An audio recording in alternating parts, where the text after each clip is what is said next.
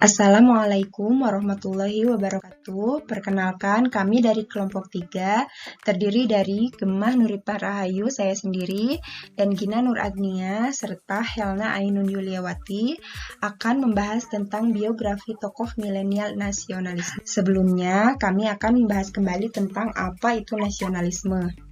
Nasionalisme adalah suatu paham kesadaran untuk hidup bersama sebagai suatu bangsa karena adanya kebersamaan, kepentingan, rasa senasib sepenanggungan dalam menghadapi masa lalu dan masa kini, serta kesamaan pandangan harapan dan tujuan dalam merumuskan cita-cita masa depan bangsa. Kemudian, nilai-nilai dari nasionalisme itu sendiri antara lain 1. Bangga sebagai bangsa dan bertanah air Indonesia, serta tidak merasa rendah diri. 2. Mengakui persamaan derajat, persamaan hak dan kewajiban. 3. Mengembangkan sikap tenggang rasa. 4. Tidak semena-mena terhadap orang lain. 5. Gemar melakukan kegiatan kemanusiaan. 6. Senantiasa menjunjung tinggi nilai-nilai kemanusiaan.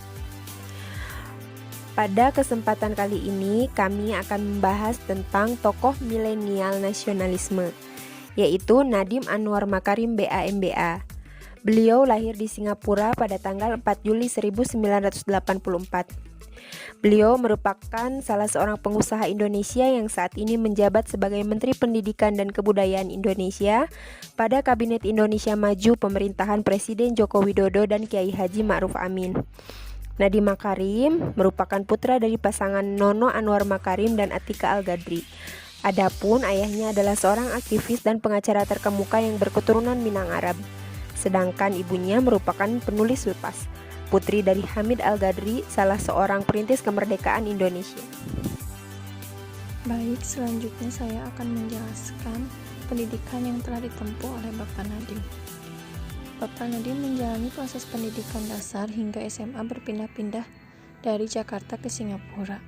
Pada tahun 2002, ia mengambil jurusan hubungan internasional di Universitas Brown, Amerika Serikat. Beliau sempat mengikuti pertukaran pelajar di London School of Economics.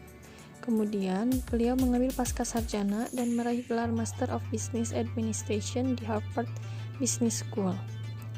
Perjalanan karir Bapak Nadiem.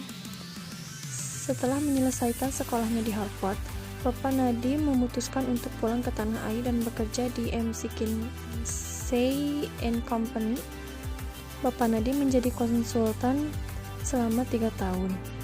Kemudian, beliau menjadi co-founder dan managing director Zalora Indonesia pada tahun 2011. Sambil mengembangkan Gojek, Bapak Nadiem juga menjadi Chief Innovation Officer Kartuku setelah keluar dari Zalora, yang pada akhirnya pada tahun 2010 fokus pada Gojek, yang kini sudah menjadi salah satu dari 19 dekakon di dunia. Gojek merupakan sebuah perusahaan transportasi dan penyedia jasa berbasis daring yang beroperasi di Indonesia dan sejumlah negara Asia Tenggara seperti Singapura, Vietnam, dan Thailand.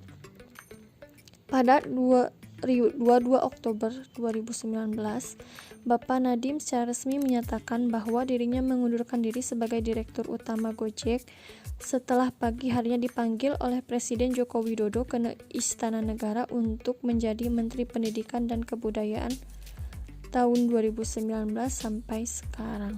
Penghargaan yang telah didapatkan oleh Bapak Nadiem pada tahun 2016, beliau menerima penghargaan The Straits Times ASEAN of the Year dan merupakan orang Indonesia pertama yang menerima penghargaan tersebut sejak pertama kali didirikan pada tahun 2012.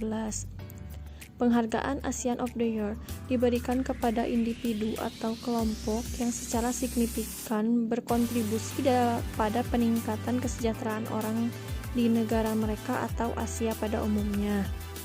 Bloomberg menilai tidak ada aplikasi yang telah mengubah kehidupan di Indonesia dengan cepat dan mendalam seperti Gojek. Bapak Nadiem menjadi tokoh termuda se-Asia yang menerima penghargaan. Dan pada tahun 2017, Gojek masuk dalam Fortune Top 50 Companies That Change the World dan mendapatkan peringkat 17.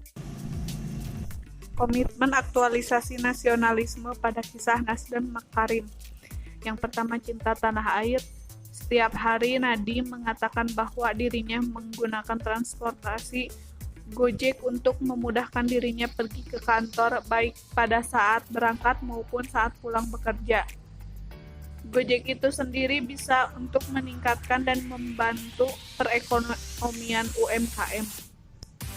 Yang kedua, memajukan kesejahteraan umum, di mana di masa Nadiem ini kebijakan BOS atau biaya operasional sekolah dikeluarkan pada 5 Februari 2020. Di situ disebutkan bahwa dana akan disalurkan langsung kepada rekening sekolah. Sekolah dapat menggunakan sampai 50% dana BOS tersebut untuk menggali guru honorer dari sebelumnya yang hanya 15% saja. Namun itu tentu saja dengan beberapa syarat yang harus dipenuhi dan menurut Nadiem, hal ini adalah langkah pertama dalam peningkatan kesejahteraan guru honorer. Yang ketiga, mencerdaskan kehidupan bangsa.